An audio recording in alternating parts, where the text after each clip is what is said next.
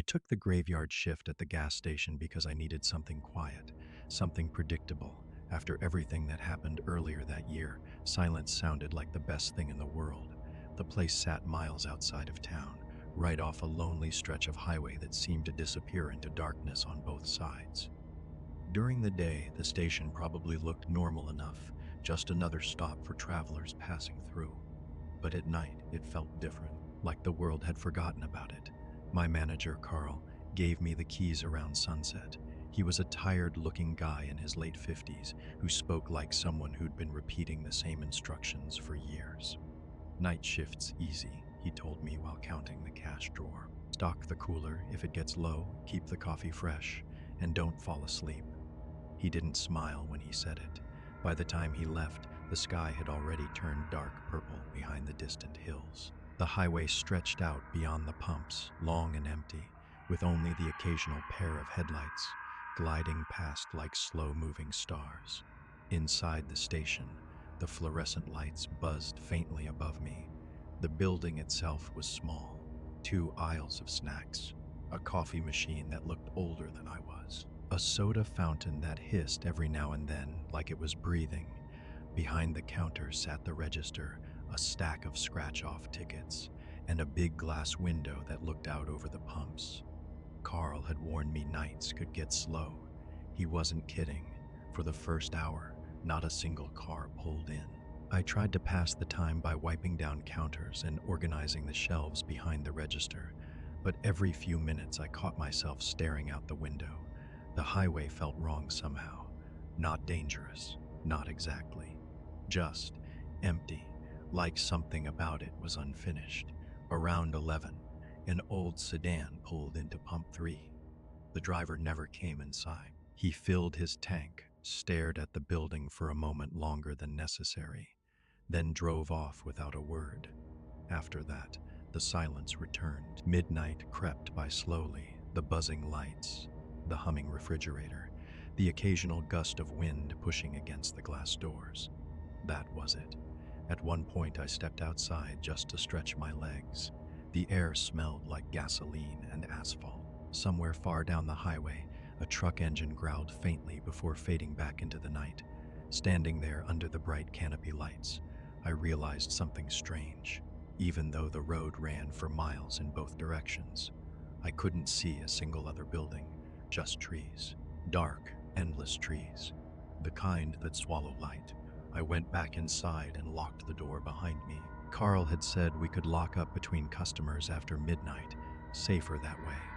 Back at the counter, I leaned against the register and checked the clock. 1:27 a.m., another 30 minutes crawled by.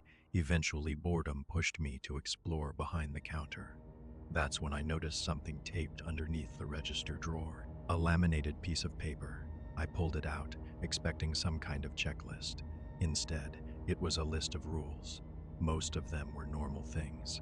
Lock the doors after midnight. Don't leave the register unattended. Call Carl if the power goes out. But halfway down the page, one line made me pause. If a red pickup truck pulls into the lot between 2 o'clock and 3 a.m., lock the doors, turn off the lights, and stay out of sight until it leaves. I stared at the sentence for a long time. Then I laughed quietly to myself. Simone's idea of a prank. Still, I slipped the paper back where I found it, just in case. When I looked up again, the digital clock on the wall read 1:52 a.m. outside. The highway was still completely empty, and for the first time that night I noticed something strange. The road looked darker than before, like the night itself was getting thicker. The rule about the red truck stayed in my head longer than I expected. At first, I told myself it was just a prank. Every workplace has them. Someone new starts the job, finds a weird note, spends the rest of the shift waiting for something that never happens. Classic. Still, it was strange that Carl hadn't mentioned it. I leaned against the counter and pulled the laminated sheet out again from under the register. The edges were worn, like a lot of hands had handled it before mine. The list itself was simple. Night shift guidelines 1. Lock the doors after midnight unless a customer is present. 2. Never leave the building unattended. 3. If someone asks about the old service road behind the station, Tell them it's closed. 4. If the phone rings after 3 a.m. and no one answers when you pick up, hang up immediately. 5. Do not open the door for anyone who knocks between 2 o'clock and 3 a.m. Then there was the last one, the one that stuck out. 6. If a red pickup truck pulls into the lot between 2 o'clock and 3 a.m., turn off the lights, lock the doors, and hide behind the counter until the truck leaves. I read it twice. It wasn't written like a joke. The handwriting was neat, almost careful. Whoever made the list had taken their time. I checked the clock again. 9:56 a.m., 4 minutes until 2. The gas station felt even quieter now. The refrigerators hummed softly along the back wall. The overhead lights buzzed faintly, casting that pale white glow over the aisles of chips and candy bars. Outside the windows, the highway stretched into blackness.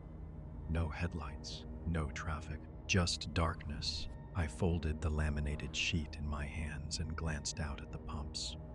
For a moment, I imagined a truck pulling in, an old red pickup, just like the note described. Maybe some regular customer who liked messing with new employees. Maybe some local tradition. Or maybe just someone with a weird sense of humor. Either way, I wasn't about to hide behind the counter like a kid afraid of a ghost story. The clock ticked forward, 1:59 a.m. I slid the laminated sheet back under the register drawer. The second the clock flipped to 2 o'clock, the silence in the station somehow felt heavier. I don't know how to explain it. Nothing actually changed. The lights stayed the same. The refrigerators hummed like always. The soda machine let out a little hiss. But something about the air shifted, like the building itself was waiting. I walked to the front window and stared out across the empty lot. Pump 1, Pump 2, Pump 3, all of them empty. Beyond the pumps, the highway stretched across the dark landscape, like a thin ribbon of gray. No headlights, no movement. I shook my head. Relax, I muttered to myself. You're alone in the middle of nowhere. Your brain's just filling in the silence. To prove it to myself, I stepped outside again. The cool night air hit me immediately. The canopy lights above the pumps cast wide circles of pale light across the asphalt. Everything beyond that light faded quickly into darkness. I leaned against the side of Pump 2 and listened. Nothing. No engines. No tires on pavement. Just wind moving through the trees somewhere beyond the road. After a minute, I laughed quietly. Red truck, I said under my breath. Whoever wrote that rule probably got a lot of entertainment out of it. I headed back inside and locked the door behind me. The clock read 2:07 a.m. now. 7 minutes past the time the rule said the truck might appear. I grabbed a coffee cup and poured myself a fresh one from the machine. The smell filled the quiet room. See, nothing. Just another boring night shift. I took a sip and turned toward the window again. That's when I noticed something on the horizon. At first, it was barely visible. 2 small dots of light far down the highway. Headlights. I watched them slowly grow brighter as the vehicle approached. The road was so empty that I could hear the engine long before the car reached the station. Low, heavy, not like a normal sedan, more like an old truck. I told myself it was coincidence, it had to be. But as the headlights drew closer, one uncomfortable thought crept back into my mind. The clock above the register now read 2:12 a.m., and the engine outside sounded like it was slowing down. The engine I heard earlier never turned into the gas station. Instead, the headlights drifted past the pumps and continued down the highway, disappearing into the darkness on the other side. I watched them fade until the road was empty again. I let out a breath I didn't realize I'd been holding.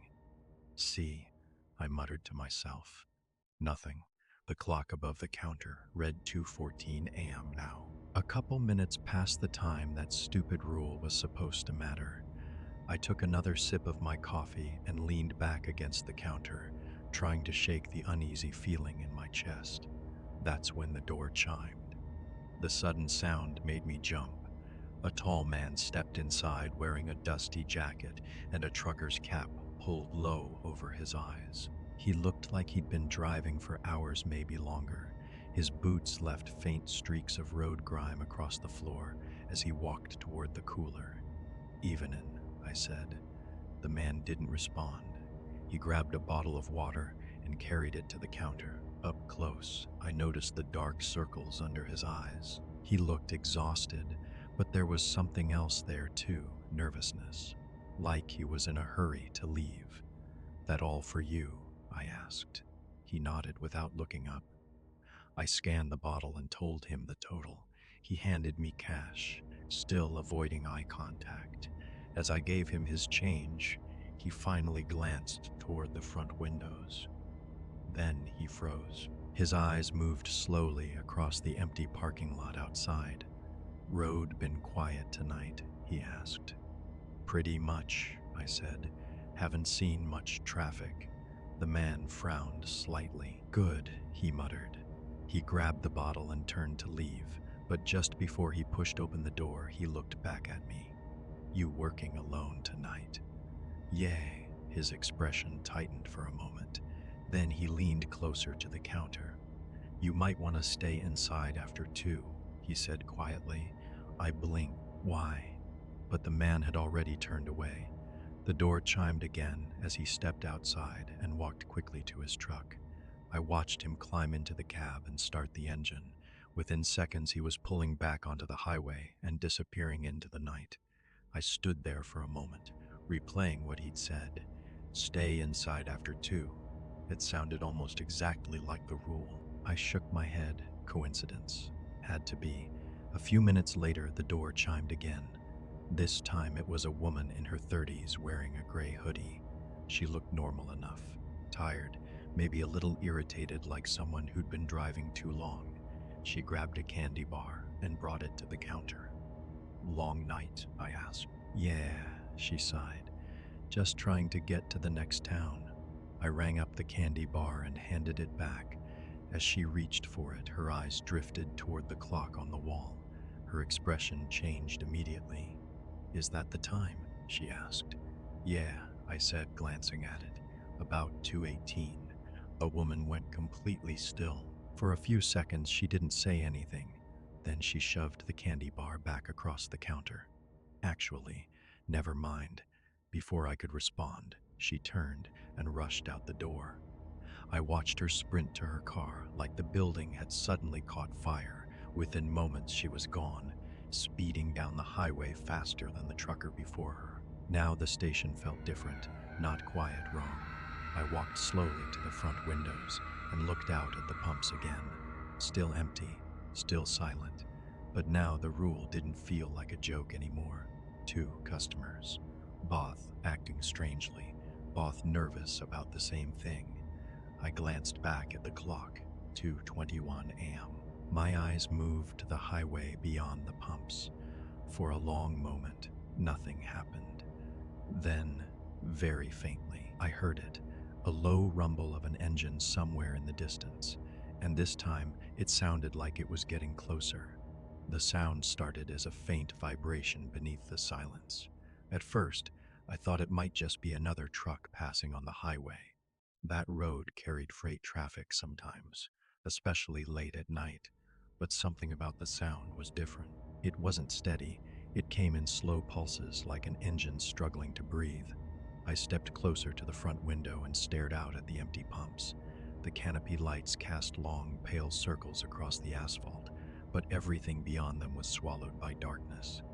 The rumbling engine grew louder.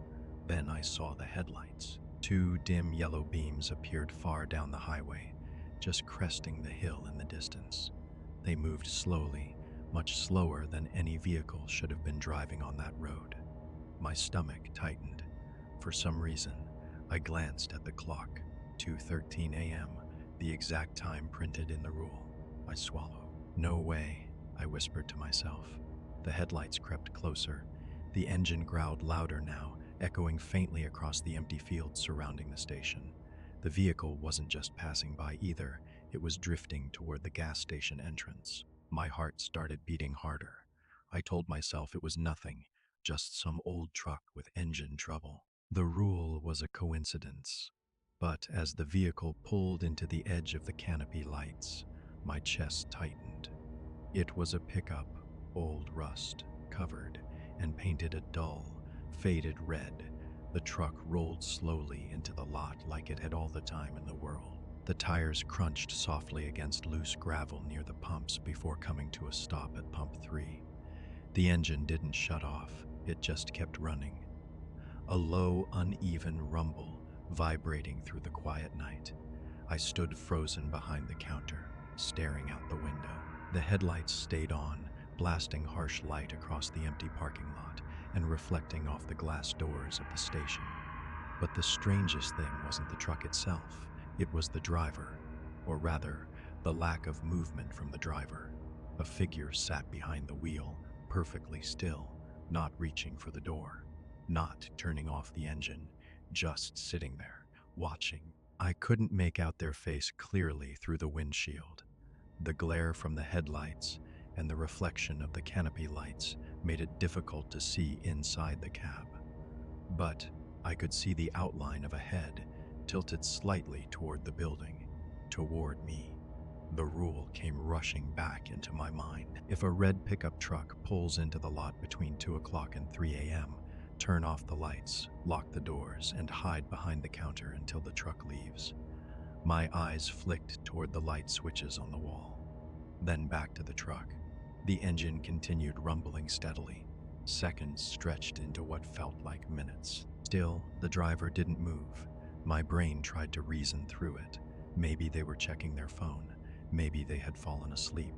Maybe they were just deciding whether to come inside. I looked at the clock again. 2:15 a.m. 2 minutes had passed since the truck arrived. Nothing had changed. The driver remained completely still. That uneasy feeling crept deeper into my chest. I stepped a little closer to the window, squinting to see through the windshield. The glass looked dark, too dark. The headlights were on. The canopy lights were bright. I should have been able to see the driver clearly, but the inside of the truck seemed almost shadowed, like the light refused to reach it. I felt a sudden chill crawl up the back of my neck. Without realizing it, I glanced toward the laminated rules under the register again.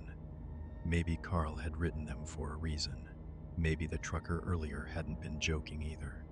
Outside, the engine continued to idle. The truck didn't move. The driver didn't move. It was just sitting there waiting. My fingers tapped nervously against the counter. I had two choices: follow the rule or ignore it. And suddenly the quiet gas station didn't feel boring anymore. It felt like something was about to happen, something I probably wasn't ready for. Because just then, the driver inside the red truck slowly turned their head toward the window, toward me. When the driver's head turned toward the window, my first instinct was to step back, not run, not hide, just move away from the glass. Something about the motion felt wrong. It wasn't sudden or jerky. In fact, it was slow, too slow. Like the driver had all the time in the world to look at me. I swallowed and forced myself to stay where I was. This was ridiculous. It was just a truck, just a person sitting inside a truck. But even as I told myself that, the uneasy feeling kept growing. The headlights from the truck spilled across the front windows of the station, making it harder to see outside. The reflection of the fluorescent lights inside the building bounced off the glass, creating a faint mirror image of the store behind me. I leaned slightly to one side, trying to get a better angle through the windshield. Still nothing. The driver's face should have been visible by now. The canopy lights above the pumps were bright enough to illuminate the entire parking lot, but the inside of the truck looked dim, not dark exactly, just wrong. Like the light stopped at the glass and refused to go any farther. I could see the outline of the driver clearly enough. A thin shape, shoulders slightly hunched forward, head tilted toward the building, toward me, but no matter how long I stared, I couldn't make out any features. No eyes, no nose, no mouth, just the faint shape of a face where a face should have been. I felt a shiver run down my arms. Maybe the glass was tinted. Yeah, That had to be it. Old trucks sometimes had those dark aftermarket tints on the windows. Combine that with the glare from the lights and the reflections from inside the station, and it would explain why I couldn't see the driver properly. That explanation made sense. At least it did until the driver moved again. The silhouette leaned forward slightly, just enough that their head passed through the beam of the canopy lights. For half a second, I should have seen their face clearly, but I didn't. The shape of the head stayed the same, dark and featureless, like the light was sliding around it instead of touching it. My chest tightened. "Okay," I muttered quietly. "That's weird." The engine of the truck continued to rumble steadily outside, a deep, uneven sound, almost like the engine wasn't idling, but breathing. I glanced at the clock. 2:18 a.m. 5 minutes since the truck arrived. The driver still hadn't stepped out. No attempt to pump gas. No movement toward the store. Just sitting there watching. My eyes drifted toward the laminated sheet under the register again. I already knew what it said. Turn off the lights. Lock the doors. Hide behind the counter until the truck leaves. I looked back out at the truck. The driver's silhouette hadn't moved. Still facing the building. Still perfectly still. A strange thought crossed my mind. What if they were waiting for something, for me to come outside, for me to unlock the door, for me to acknowledge them somehow? I felt suddenly exposed, standing in front of the window like that. Slowly, I took a step backward, then another. The moment I moved away from the glass, the silhouette inside the truck shifted again. My stomach dropped. The driver leaned closer toward the windshield, closer to the glass, and for a brief moment, I could swear I saw something move where the face should have been. Not a normal movement, more like a ripple, like shadows rearranging themselves. I blinked hard. When I looked again, the silhouette was still exactly the same as before. I let out a shaky breath. Maybe my eyes were playing tricks on me. Maybe the reflections from the glass were distorting things. That had to be it. Still, the rule suddenly didn't feel like a joke anymore. Outside, the truck's engine sputtered slightly. Then the rumbling stopped. The sudden silence made my ears ring. For the first time since the truck arrived, the engine had shut off. The headlights stayed on, flooding the parking lot with pale yellow light. But now the entire station was completely silent. No engine, nothing. I stared at the truck. And then, very slowly, the driver's door began to open. The truck door opened slowly, not the way a normal person opens a car door. There was no sudden swing, no quick movement. The door creaked outward inch by inch, like someone was pushing it with deliberate patience. I stood frozen behind the counter, watching. The hinges groaned softly as the door continued to open, but the driver didn't step out right away. For a moment, nothing happened. The headlights were still on, casting long shadows across the gas station lot. The interior lights of the truck stayed dark. Then a foot appeared, a boot, old mud. It lowered onto the asphalt, beside pump 3. My chest tightened. The rest of the figure followed slowly. The driver stepped out of the truck with stiff, awkward movements, like someone who hadn't used their body in a long time. Tall, thin. The figure straightened beside the open door, standing completely still under the canopy lights. I leaned slightly closer to the glass. The light hit the figure's clothing clearly enough. An old jacket, dark pants, boots that looked like they'd walked through 100 miles of dust. But the face, I still couldn't see the face. The head was tilted downward just enough that the shadow from the truck's roof blocked it completely.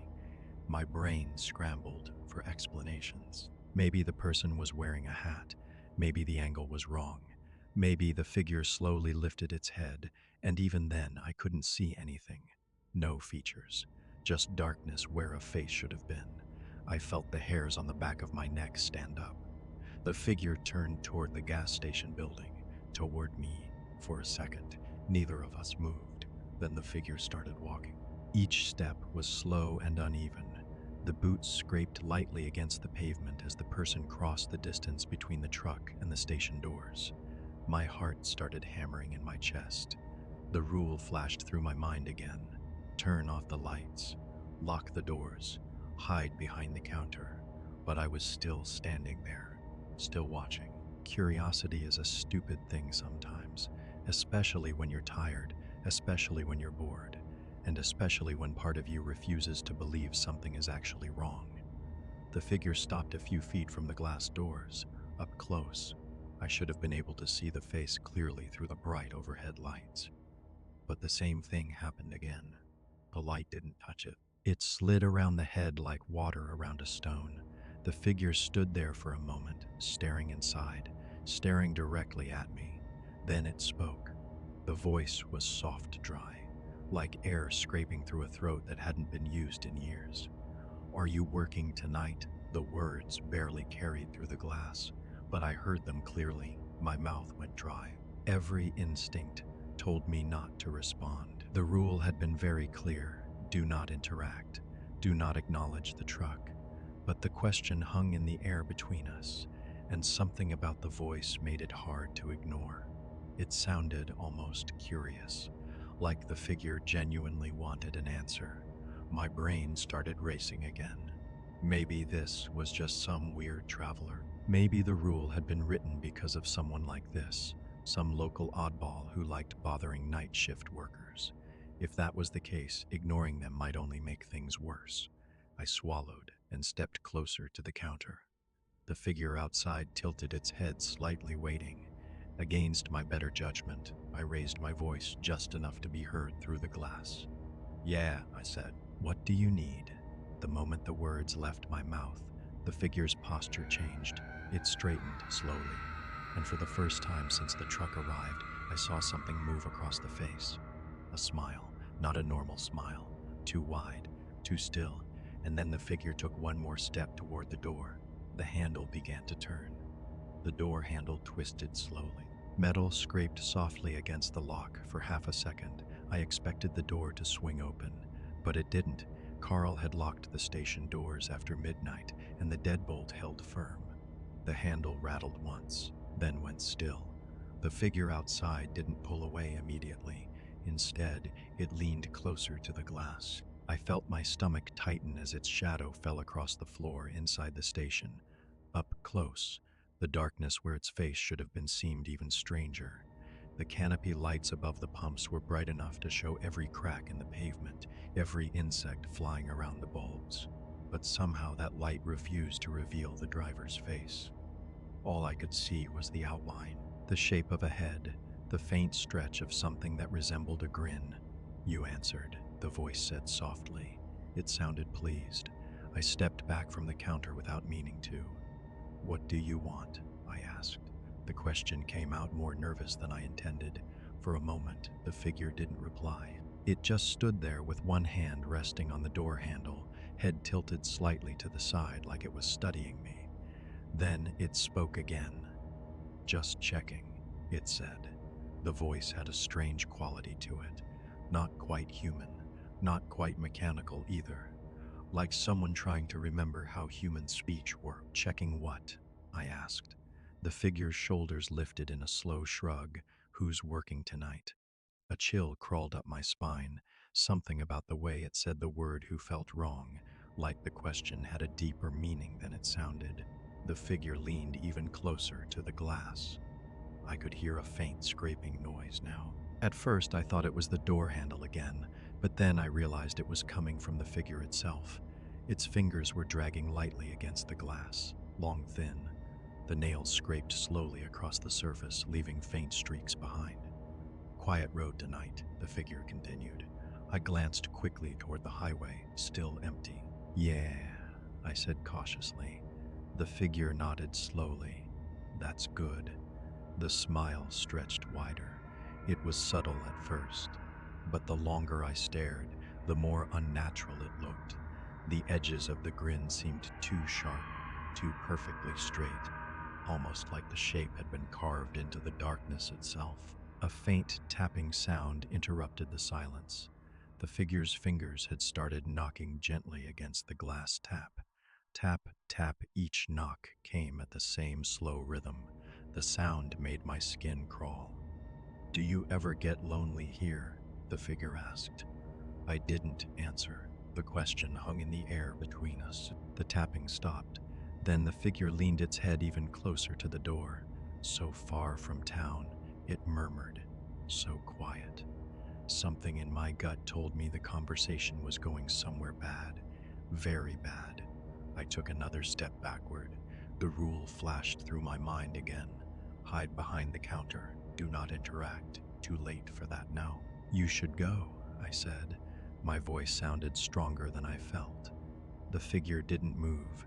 Instead, it slowly tilted its head the other direction, like it was listening to something. After a moment, it chuckled softly. The sound sent a cold wave through my chest. "Simone's coming," it said. I frowned. "What?" The figure turned its head slightly toward the highway behind it. Then it looked back at me. The smile widened again. "Lucky night." Before I could ask what that meant, bright white headlights suddenly burst over the hill down the road. The beams cut across the darkness, flooding the gas station lot with harsh light. An engine roared loudly as a semi-truck barreled toward the station entrance.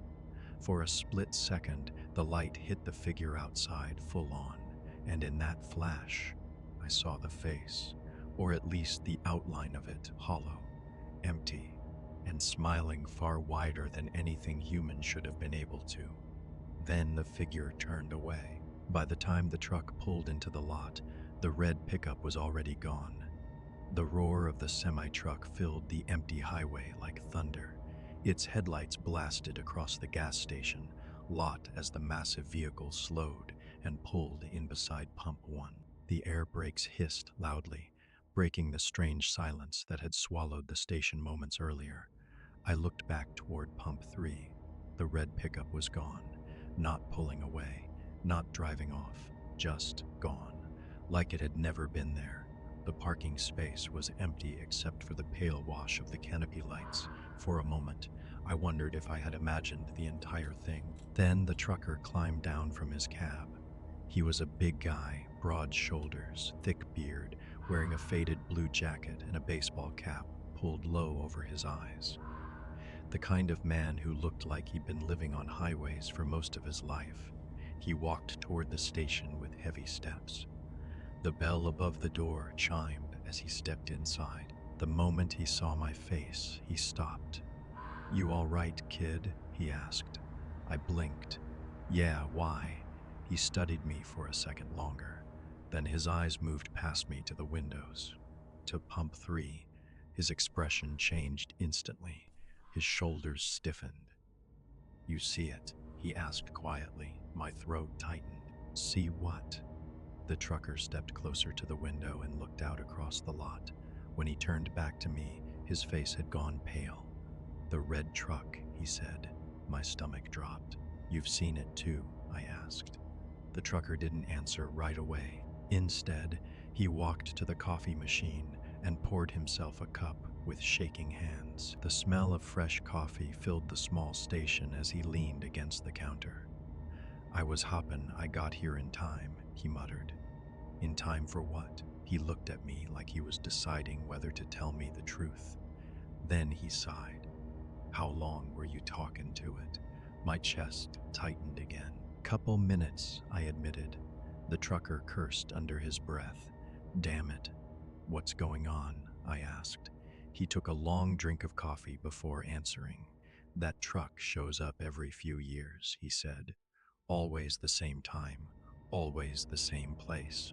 I stared at him. "You're serious?" He nodded slowly. "Been driven this route almost 20 years, seen it 3 times myself." I felt a chill crawl up my spine, and the trucker set the coffee cup down. "And every time it shows up," he said quietly, "Simonon disappears." The words hit harder than I expected.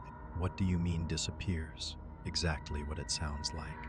He gestured toward the empty highway outside. Gas station clerks, late-night hitchhikers. One time it was a mechanic from a truck stop 2 towns over. My mouth felt dry. They just vanish, the trucker nodded. Last time it happened was about 6 years ago. What happened? He looked toward the window again before answering. Kid work in the night shift at a place like this. Small station, middle of nowhere. His voice lowered. They found the doors unlocked in the morning. Lights still on, coffee still hot. He paused, but the kid was gone. A cold silence filled the station. I tried to laugh it off, but the sound came out weak. You're telling me some ghost truck kidnaps people? The trucker shook his head slowly. I ain't saying it's a ghost. Then what is it? He stared at me for a long moment. I don't know. The answer didn't help. Outside, the semi-truck's engine rumbled quietly in the lot. The station suddenly felt much smaller, much more isolated. I glanced at the clock again. 2:34 a.m. Well, I said nervously, it left already. The trucker didn't smile. That's the problem. What do you mean? He pointed at the window. That thing don't just show up for no reason. My stomach tightened. What are you saying? The trucker picked up his coffee again. I'm sayin' if it talked to you tonight. He hesitated, then finished the sentence quietly. It might be comin' back. I felt a cold weight settle in my chest, because suddenly the rule made a lot more sense. And for the first time since the truck appeared, I wished I had followed it. After the trucker left, the gas station felt emptier than before. His semi rumbled back onto the highway around 3 in the morning, the sound of the engine fading slowly into the distance until the road went quiet again. When the silence returned, it felt heavier, like the night had closed back in around the station. I stood behind the counter staring out at Pump 3 for a long time, the same spot where the red truck had been sitting. Nothing was there now, just empty pavement under the canopy lights. But the trucker's words kept repeating in my head. Every time it shows up, someone disappears. I tried to push the thought away. People love telling creepy stories on long highway drives. Truckers probably had hundreds of them. Ghost hitchhikers, haunted rest stops, strange lights in the desert. Maybe this was just another one of those stories. Still, something about the way he said it hadn't sounded like a joke. Around 4 in the morning, boredom and curiosity finally got the better of me. I grabbed my phone and started searching. At first, I typed simple things. Gas station disappearances highway. Most of the results were useless. News stories about robberies, accidents, missing travelers. Nothing that mentioned a red truck. Then I tried again. Gas station clerk missing rural highway. That's when something interesting appeared. A small news article from almost 10 years ago. The headline read, "Local employee missing after night shift." I opened it. The article was short, just a few paragraphs. A 22-year-old gas station clerk had vanished during his shift at a station about 40 miles south of where I was working now. According to the report, the building had been found exactly the way the trucker described. Lights on, register open, coffee machine still running, but no employee. Police had searched the surrounding woods and highway for days. They never found him. I scrolled further. At the bottom of the article was a small note from a witness. A truck driver had reported seeing an old red pickup truck parked at the station sometime after 2 in the morning. My stomach tightened. I opened another link. This one was older. Different town, different gas station, samey situation. Employee working the graveyard shift. Doors unlocked. Employee gone by morning. And once again, a witness mentioned seeing an old red truck near the station that night. I felt a cold knot forming in my chest. The articles kept going. Not many, just 3 or 4 cases scattered over the past 30 years. Different towns, different highways. But the same pattern every time. Late night employee. Remote location, somewhere between 2 and 3 in the morning. And always a red pickup truck. I leaned back against the counter and stared at the glowing phone screen. Suddenly, the gas station lights felt too bright. The aisles looked too empty. The quiet felt too deep. I glanced at the clock again. 4:27 a.m., almost the end of the shift. I should have felt relieved. Instead, I felt worse, because something in the articles caught my attention. The disappearances didn't happen every year, or even every 5 years. They happened irregularly, sometimes decades apart, sometimes only a few years, like whatever was behind them only appeared when it wanted to, or when it found the right person. I slowly locked my phone and set it back on the counter. Outside, the highway remained empty. The dark tree line stretched endlessly beyond the road. I thought about the rule again. If a red pickup truck pulls into the lot between 2 o'clock and 3 a.m., Carl hadn't written that rule as a joke. Simone had written it because they knew something, because someone had survived an encounter before, and they had left the warning behind. My chest tightened as another thought crept into my mind. The trucker had asked me one very specific question. How long were you talking to it? Not if I talked to it, but how long, which meant he already knew something else. Something he hadn't said out loud. I looked out the window one more time. The empty parking lot stared back at me, and suddenly I had the uncomfortable feeling that the red truck hadn't come here by accident. It had come looking for someone, and tonight it had found me. For the rest of that shift, I couldn't stop watching the highway. Even after the sky started turning pale gray behind the trees and the first morning commuters rolled through for coffee and gas, my mind kept drifting back to the same thought. The red truck had talked to me. Carl showed up around 7, like he always did, yawning and carrying a cardboard tray of donuts. He asked how the night went. I told him it was quiet. I didn't mention the truck. Something about the whole thing felt too strange to explain. I figured if Carl had written that rule, he already knew the story anyway. But when I finally went home and tried to sleep, my brain refused to shut off. Every time I closed my eyes, I saw the same image, a red pickup sitting under the gas station lot, and that shadowy face staring through the glass. I told myself it was over.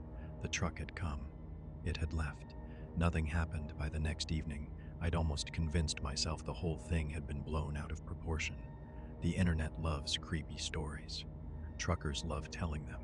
My tired brain had probably stitched everything together into something bigger than it really was. When my shift started again that night, the station felt almost normal. Cars came and went. A couple teenagers stopped for snacks. A delivery driver grabbed coffee and joked about the long drive ahead of him. Nothing unusual. By midnight, the road started thinning out again. By 1, it was nearly empty. I kept telling myself not to think about the time, but every few minutes my eyes drifted back to the clock anyway. 1:32 a.m., 1:47 a.m., 1:58 a.m. The quiet inside the station slowly started creeping in again. The hum of the refrigerators, the buzzing lights, the wind brushing against the glass. I checked the laminated rule sheet again just to be sure. It was still taped under the register exactly where I left it. The same warning stared back at me.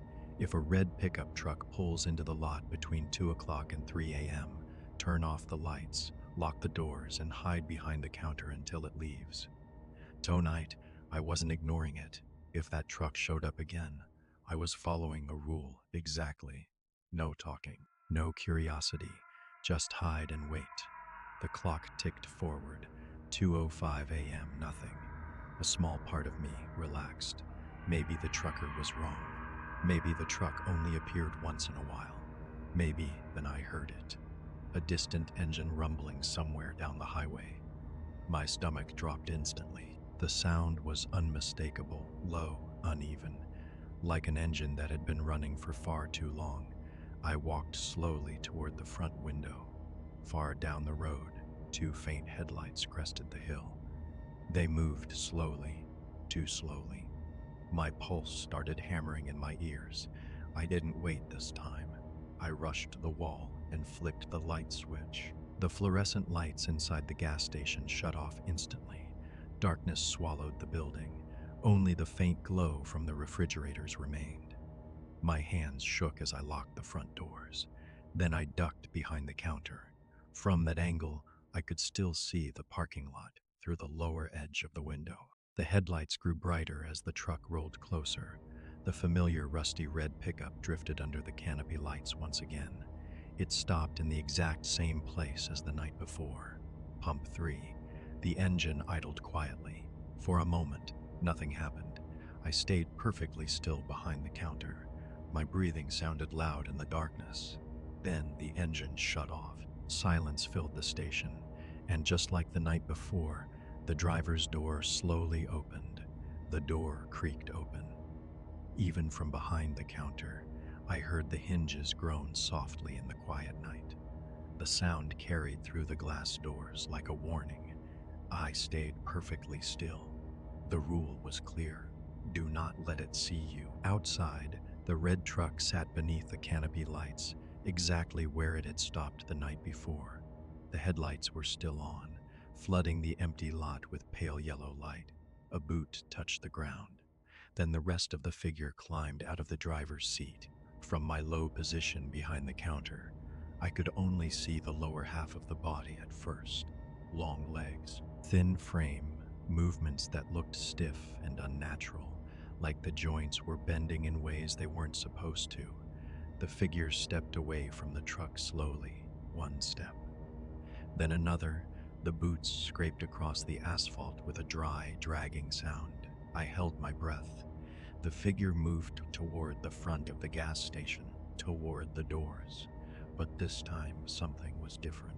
Last night, the thing had walked with slow confidence, like it already knew someone was inside. Tonight, it moved differently. It wandered.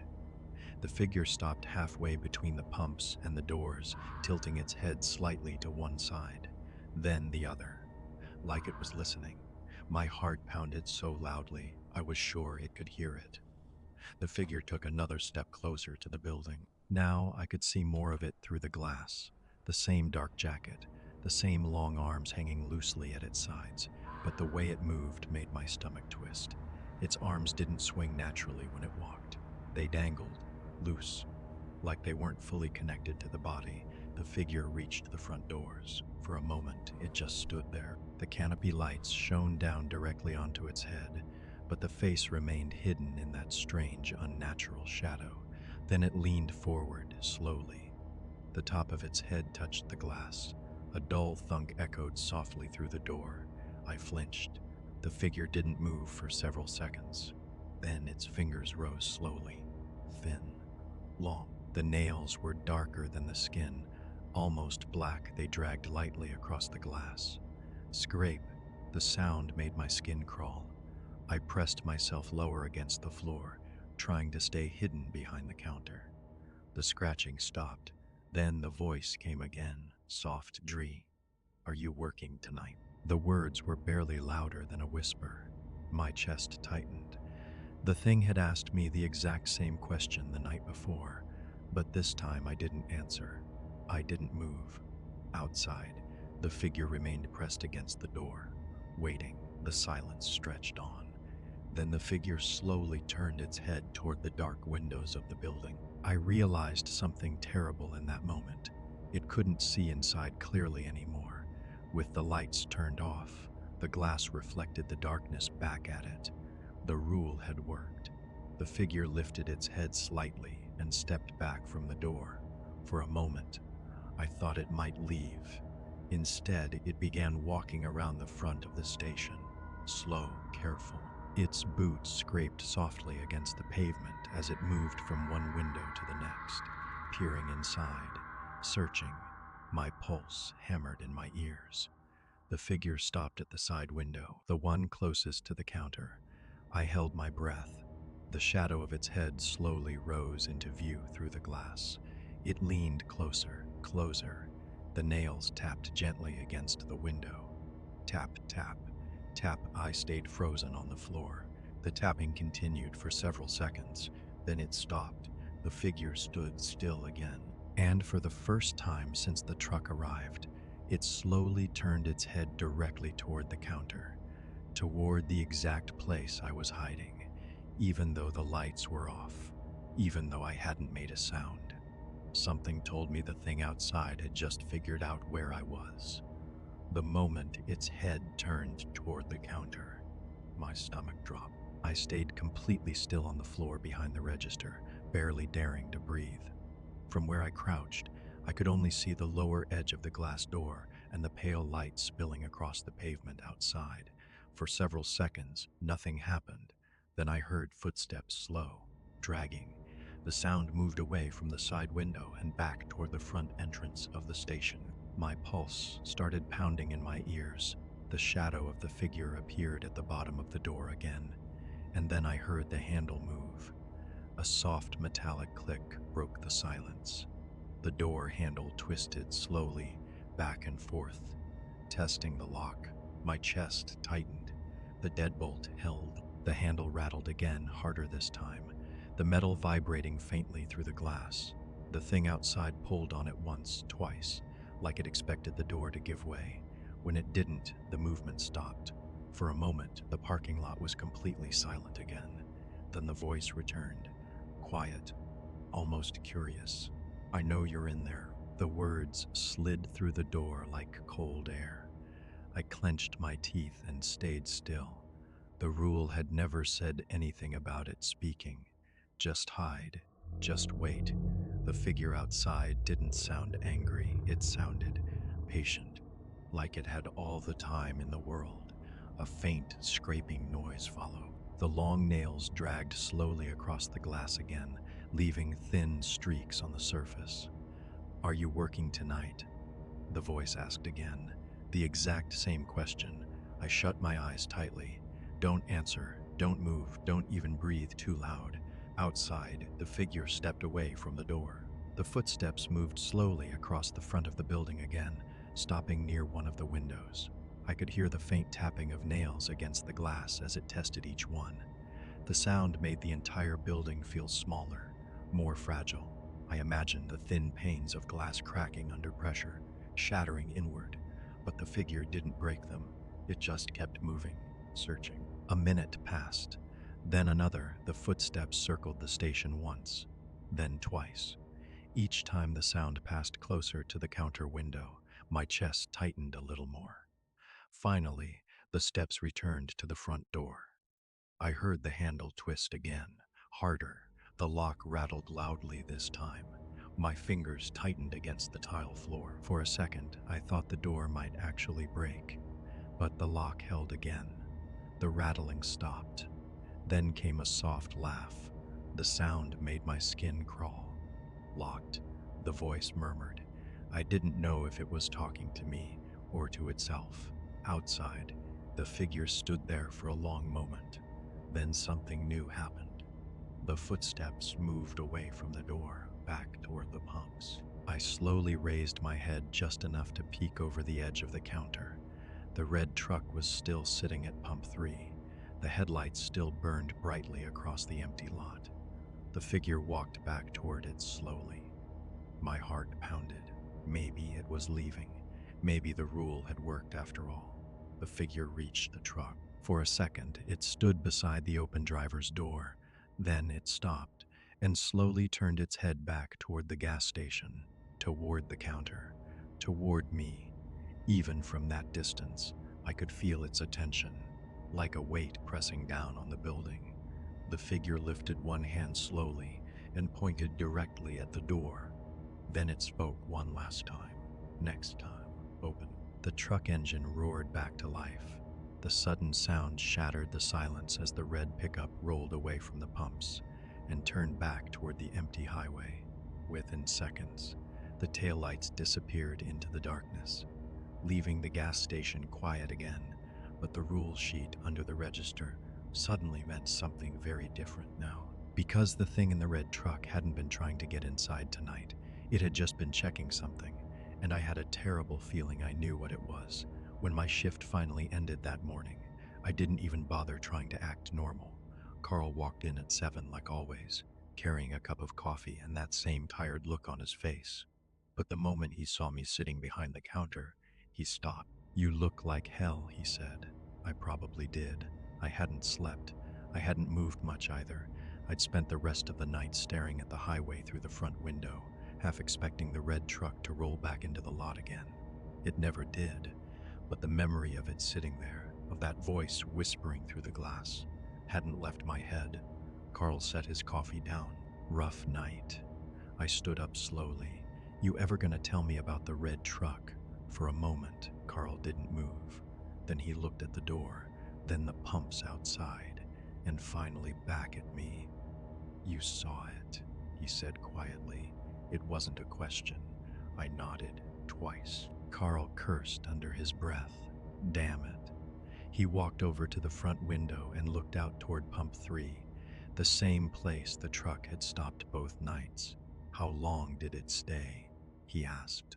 10 minutes, maybe. Did you talk to it? The question came so quickly it caught me off guard. Yeah, I admitted. Carl closed his eyes. First night, I added quickly. Not the second. For a moment, he didn't say anything. Then he sighed and leaned against the counter. All right, he said. Guess it's time you heard the whole story. My stomach tightened. Carl grabbed a chair from behind the counter and sat down heavily. That truck's been showing up around here longer than I've been alive, he said. I frowned. What do you mean? Carl rubbed his face with both hands. Back in the late 70s, there was a guy who drove that truck. Real piece of work. Lived somewhere out past the old quarry. He paused. They never figured out his real name. Most people just called him the highway driver. Why? Carl looked up at me. Because he liked picking people up off the road. The word sent a chill through my chest. Travelers. Hitchhikers. People whose cars broke down, Carl continued. Anyone stuck on the highway late at night. And then what? I asked quietly. Carl stared at the floor. They never saw them again. My throat felt tight. He killed them. That's what the police believed, Carl said, but they never proved it. He leaned back in the chair. Problem was, nobody ever saw him actually do anything. People just disappeared after getting into that truck. Carl nodded toward the pumps outside. Then one night he didn't come home. What happened to him? Wreck, Carl said. About 5 miles up the road. He pointed down the highway. Truck ran off the road sometime after 2 in the morning. Hit a ditch hard enough to flip.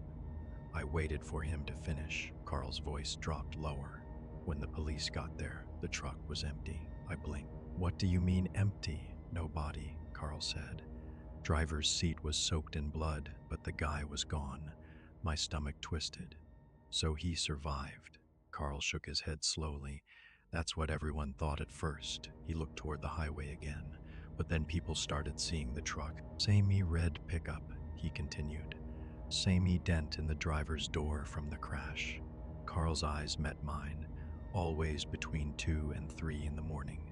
The gas station suddenly felt colder, and people started disappearing again. Carl leaned forward slightly. First, it was hitchhikers, then travelers. He gestured toward the counter. Eventually, night shift workers. A cold weight settled in my chest. Why us? Carl shrugged weakly. Easy targets. He stood up and walked toward the window again. Middle of nowhere. No witnesses. The silence stretched between us. Finally, I spoke. So the rule, Carl nodded. That was written by the last guy who worked nights here before you. My stomach tightened. What happened to him? Carl didn't answer right away. He just stared out at pump 3. Finally, he said quietly, he didn't follow the rule. And suddenly I understood why Carl had looked so nervous when I mentioned the truck. Because the rule hadn't been written as a warning. It had been written as a survival guide. And the man who wrote it hadn't survived. For a while, neither of us said anything. Carl stood by the front window staring out toward the empty highway while I leaned against the counter trying to process everything he'd just told me. The story sounded impossible. A serial killer who died decades ago, somehow still driving the same truck, still showing up at gas stations in the middle of the night. It didn't make sense. And yet I had seen it twice. I had heard its voice through the glass. I had watched that door handle twist while the thing outside waited patiently for me to open it. What exactly happens if someone does? I finally asked. Carl didn't look at me. If someone opens the door. Yeah, Carl sighed. That's the part nobody's ever figured out completely. He turned away from the window and leaned against the counter across from me. But we've got a pretty good idea. My stomach tightened. The truck doesn't just stop anywhere, he continued. It stops where someone is working alone. Someone who might answer. Someone curious enough to talk back, I swallowed. That's exactly what I did, Carl nodded grimly. Yeah, it is. For a moment the station went quiet except for the hum of the refrigerators. Then he said something that made my chest go cold. Did it ask you if you were working? I stared at him. How did you know that? Carl gave a tired smile. That's the question it always asks. My mind flashed back to the voice outside the glass. Are you working tonight? What happens if you say yes? I asked quietly. Carl rubbed his jaw. We're not completely sure, but every disappearance we've tracked started the same way. Someone answered that question. I felt my pulse begin to rise. You're saying I messed up. Carl didn't sugarcoat it. Yeah. The word hung in the air. I looked toward the door. The truck came back the second night, I said. Carl's head snapped up. It what? It came back. His face drained of color. Did you open the door? Number Carl exhaled slowly. Good, but it told me something before it left. Carl frowned.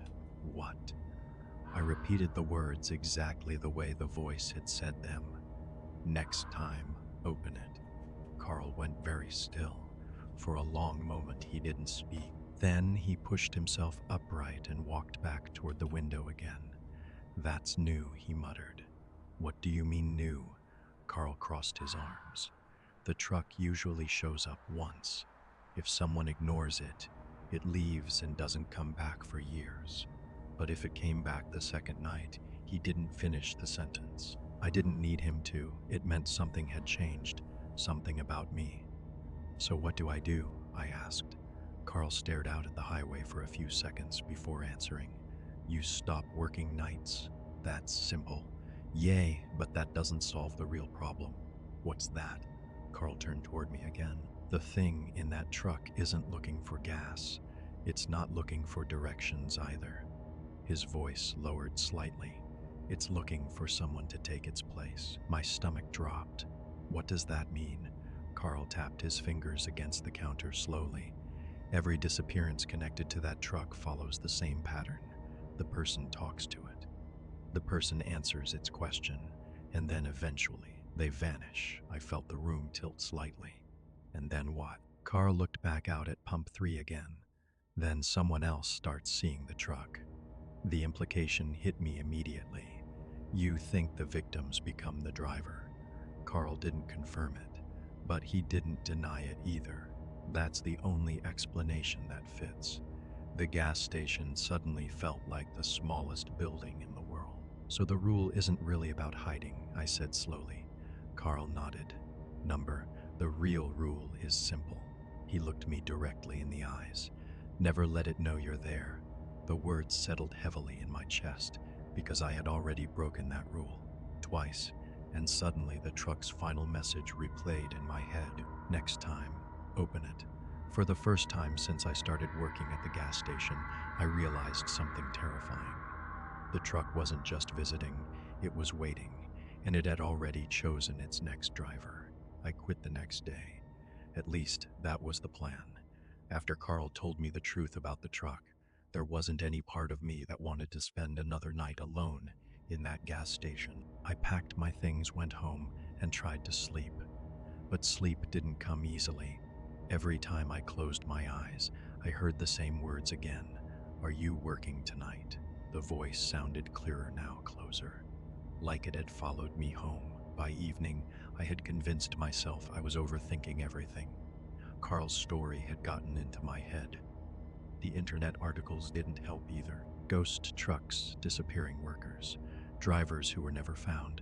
It all sounded like the kind of story people tell when they live too long near empty highways. Still, I kept checking the clock. 1 a.m., 1:30 a.m., 2 a.m. The minutes crawled by while I sat on the couch staring at the dark window across the room. Nothing happened. No headlights, no engine, no red truck. Eventually, exhaustion pulled me into a shallow sleep. The next morning, I went back to the station to grab the last of my things. Carl was behind the counter when I arrived. "You sure you don't want to stick around?" he asked half-heartedly. "Not really." He didn't argue. Truth was, he looked relieved. "Probably for the best," he muttered. I finished packing the few things I'd left in the employee locker: my jacket, a pair of gloves, a flashlight I'd brought from home. Before leaving, I walked out to the pumps one last time. Pump 3 sat exactly where it always had. Quiet, empty. The same patch of asphalt where the red truck had appeared twice. Standing there in the daylight, the place looked almost harmless. Just another gas station, just another stretch of highway. Nothing supernatural about it. I told myself it was over. I had ignored the rule once, followed it the second time, and now I was leaving. Whatever the truck wanted, it would have to find someone else. That night I slept better than I had in days, until the sound woke me. At first, I thought it was thunder, a low rumble somewhere outside the house. Then it came again, longer this time. My eyes snapped open. The clock on the nightstand glowed faintly in the dark. 2:13 a.m. The sound outside grew louder, an engine, old, uneven. My chest tightened instantly. Number that was impossible.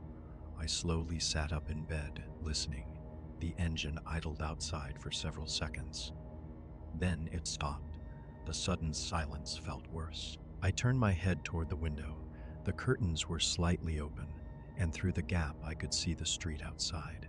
A pair of headlights glowed faintly in the darkness. My stomach dropped. The shape of the vehicle slowly came into focus. Old, rust-colored, parked along the curb directly in front of my house. The red pickup truck. My throat went dry. For a moment I just stared, trying to convince myself it wasn't real, trying to convince myself I was still dreaming. Then the driver's door opened. The same slow creak I remembered from the gas station echoed faintly across the quiet street. A figure stepped out, tall, thin, moving with those same stiff, unnatural motions. It walked around the front of the truck and stopped beneath the streetlight. For the first time since the truck appeared, the light fell directly across its face. I should have been able to see it clearly, but the same thing happened again. The light slid around the face like it wasn't there, just darkness, and that wide, unnatural smile. The figure looked directly at my house, at my window, at me. Even though I hadn't moved, even though the room was dark, it raised one long hand slowly and pointed at the front door, the same gesture it had made at the gas station. Then the voice drifted faintly through the night air, soft, patient. "Are you working tonight?" My heart pounded violently in my chest. I didn't move. I didn't speak. Outside, the figure stood there for a long moment, waiting. Then, slowly, the truck door opened wider, like it was making space for someone new to climb in. And suddenly, I understood the final part of Carl's story. The red truck didn't come to the gas station looking for a victim. It came looking for a replacement. And tonight, it had come to pick me up. I didn't open the door. Not that night. I stayed in bed, frozen, barely breathing while the red truck idled outside my house. The headlights burned through the gap in my curtains, like two unmoving eyes watching the building. The figure stood beside the truck for a long time, just waiting. Every part of my body wanted to look away from the window, but I couldn't. If I stopped watching it, I had the terrible feeling it would suddenly appear somewhere closer, somewhere inside. The voice didn't call out again. It didn't knock. It didn't move toward the house. It just stood there beneath the streetlight, patient. Like time didn't matter. Eventually the engine started again. The sound was low and rough, the same uneven rumble I had heard at the gas station. The figure climbed slowly back into the driver's seat and pulled the door closed. For a few seconds, the truck remained parked at the curb. Then the headlights turned toward the road. The red pickup rolled away from my house and disappeared down the street. I didn't sleep for the rest of the night. The next morning, I packed everything I owned into my car and left town. I didn't say goodbye to Carl. I didn't stop at the gas station again. I just drove, farther than I had ever driven before. I figured if the truck followed highways, maybe distance would make a difference. Maybe whatever cursed road it traveled didn't stretch forever. For a while, it seemed like I was right. Weeks passed, then months. I moved to another state. Got a new job, a daytime job this time, somewhere crowded where people were always around, and slowly the memory of the truck started to fade. Sometimes I even convinced myself that the whole thing had been stress, lack of sleep, a tired brain filling quiet nights with ghost stories. But every now and then, something would bring the memory back. The sound of an old engine outside, a glimpse of red paint in a parking lot, or the way the clock always seemed to catch my eye around the same time, 2:13 a.m. I never saw the truck again, at least not in person. But sometimes late at night, I still hear it. That low rumble outside my apartment window, the uneven breathing of an engine that sounds older than the road it drives on. And once, just once, I made the mistake of looking outside when I heard it. The street was empty.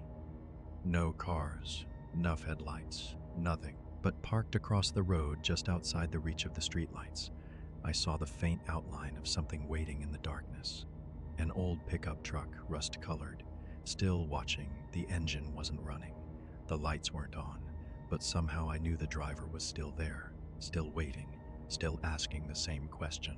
And sometimes, when I wake up in the middle of the night and the room is completely silent, I can almost hear that dry voice whispering through the dark. Are you working tonight?